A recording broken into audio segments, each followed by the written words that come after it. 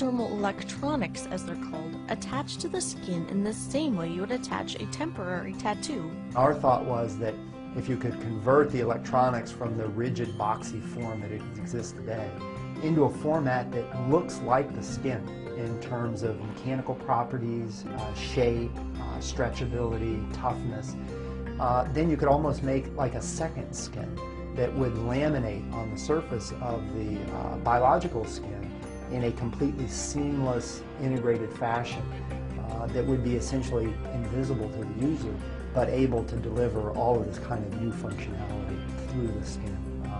So the trick is, how do you go from a rigid silicon wafer-based type of electronics, which is the dominant form of electronics today, into an electronics that offers those same kind of performance or operating characteristics, but in the format of a tissue-like or skin-like form. Researchers developed S-shaped circuits that can move with the skin, expanding, contracting, and twisting without affecting performance. Through this technology, the team has been able to demonstrate a variety of devices on the electronic platform, including EMG sensors, LEDs, and solar cells. Other demonstrations have shown the wearers controlling video games. The kind of functioning systems that we demonstrated in this paper involve devices that can monitor brain function, so they laminate onto the forehead and they can monitor brain waves and determine if we can recover high-quality signals in this kind of skin-like epidermal system that are comparable to state-of-the-art conventional electrodes that involve bulky pads strapped to the skin. So the fidelity of the measurement is equal to the best existing technology that's out there today, but in this very unique skin-like form.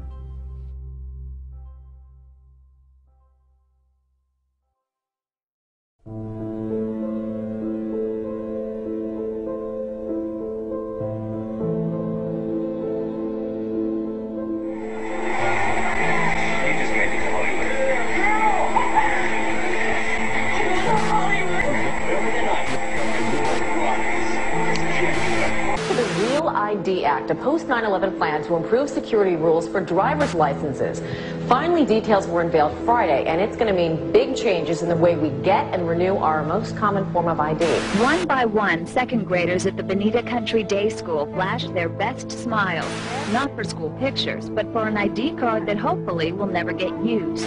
Deadline for Real ID, a requirement that Americans get a more secure driver's license if they want to use it to board planes. Here's the question. You already provide a photo ID or passport when you travel. So why is the Transportation Security Administration demanding to obtain more private information about you before you can board any commercial airliner in the U.S.? Here are the facts. The TSA, acting in accordance with a congressional mandate, is imposing its so-called Secure Flight Program beginning this weekend.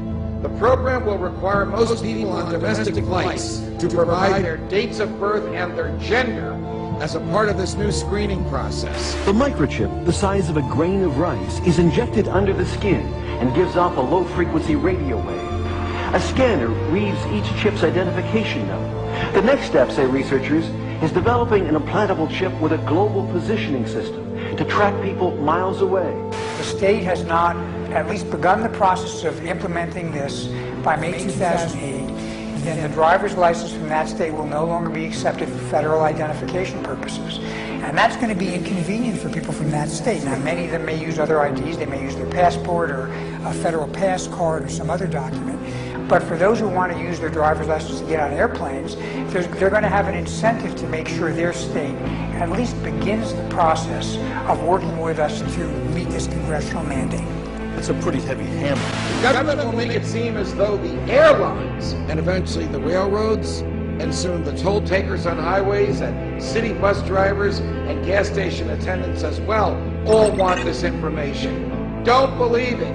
It is the government that wants this information. You see, the government, the federal government, is on a path to require a national ID card so it can invade our privacy and track our very movements. This is utterly repugnant to that most American of rights. We must stop this before it's...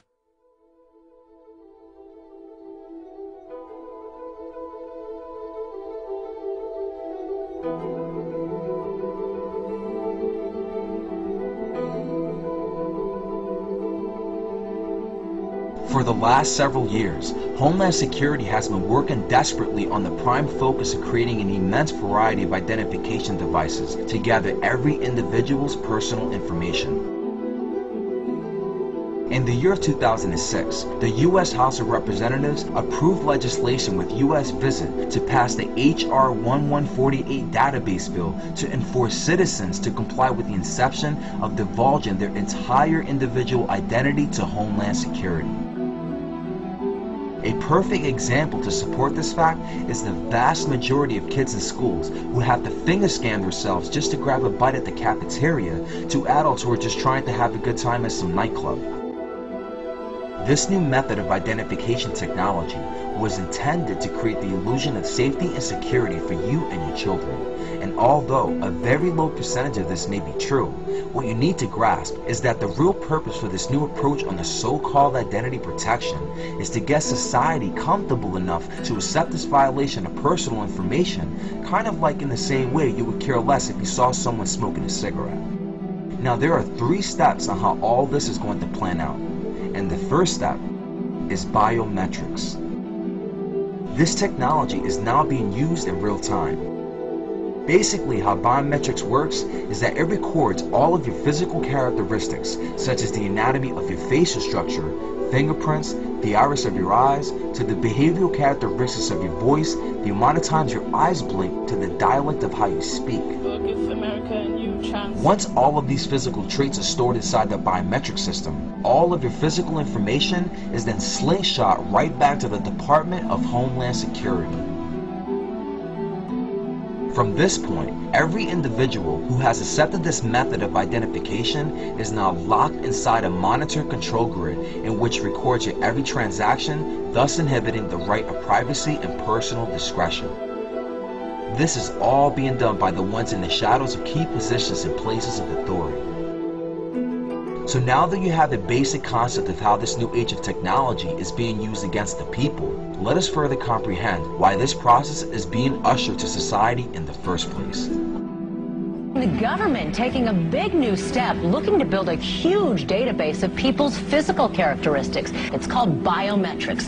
I hope that you're not on that terror watch list. Yeah, we don't know. Because it did not receive much of any Senate vote, nor was it assigned from a previous or current president. Now for some, this bill may appear to be very convenient, but what most fail to realize about this situation is the true nature of what this bill is really all about. To put it simply, the national ID card is biometrics on steroids. Let me put it like this. Your driver's license, birth certificate, social security card, fingerprints, iris retina scan, health records, criminal background, credit history, and a small database chip along with every piece of personal information you could possibly imagine is all stored in this one national ID card. Should this PASS ID Act get presidential approval, the very foundation of our individual privacy will become subject of everlasting scrutiny. Throughout the progression of these tyrannic bills being fought to pass legislation with tooth and nail, the top global elites have been working alongside with one of the biggest, unpatriotic, corrupt scientific corporations to implant a rice grain-sized microchip tracking device pierced inside the flesh of every man, woman, and child in order to bring forth what this Luciferic empire has been striving to achieve for the last half-century, and that is a microchip-controlled population. This microchip will contain your entire existence, from where you live, how much you have left in your bank account, to where you are located on Earth exactly at any given time or place. Every orbiting satellite will transmit your approximate location anywhere on the planet, monitoring all transactions you make under constant surveillance 24 hours a day. I cannot stress enough of how crucial it is for you to understand that if you were to take this microchip implant, as much as you might think that it is beneficial to your own safety, the truth is, you won't. For the very moment you inject this implant into your body, every aspect of your entire life will be magnified, watched, and controlled under the lens of their microscope. The apathy of the majority of the American people is in a constant battle to know the real truth, but cannot grasp the bigger picture. When I say this, you should keep in mind that when you combine all three of these steps together, you will then finally come to see the true intention and purpose for what this microchip is really for.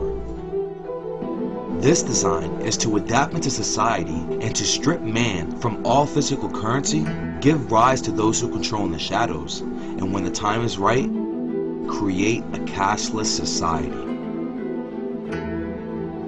The beginning stages of this RFID implantation will be first introduced as a voluntary system to where you can choose to take it or not take it at all.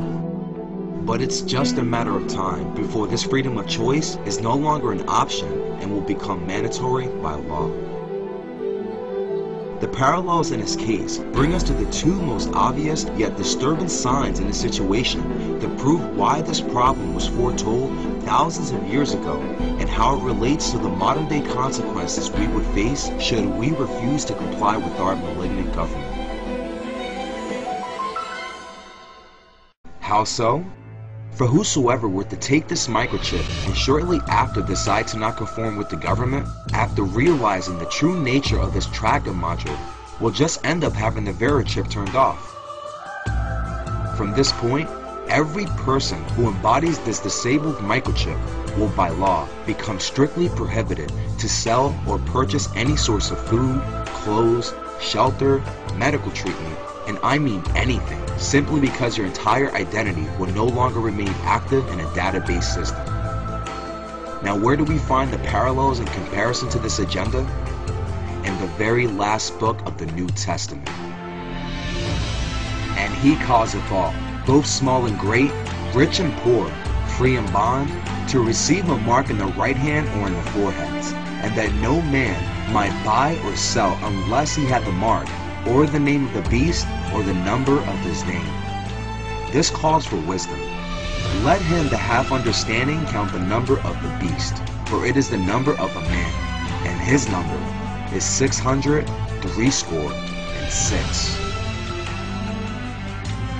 Understand that these adamant factors will be put into place while the media instills fear into society, because at the end of it all, the painted future will be for everyone to accept the mark of the beast.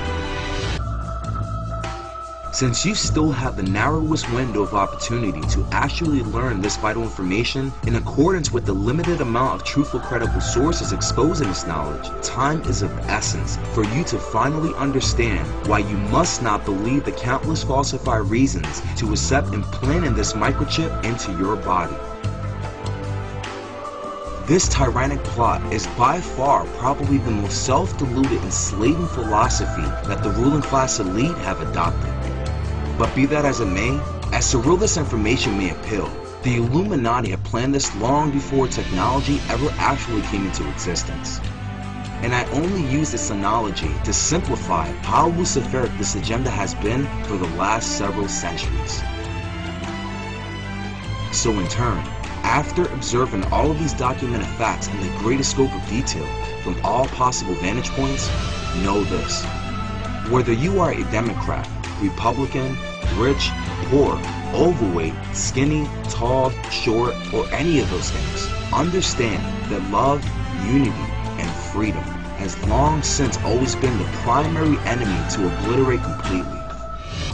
For this has been designed and camouflaged to perpetuate the smokescreen of individual liberty, inevitably inducing the deception of freedom.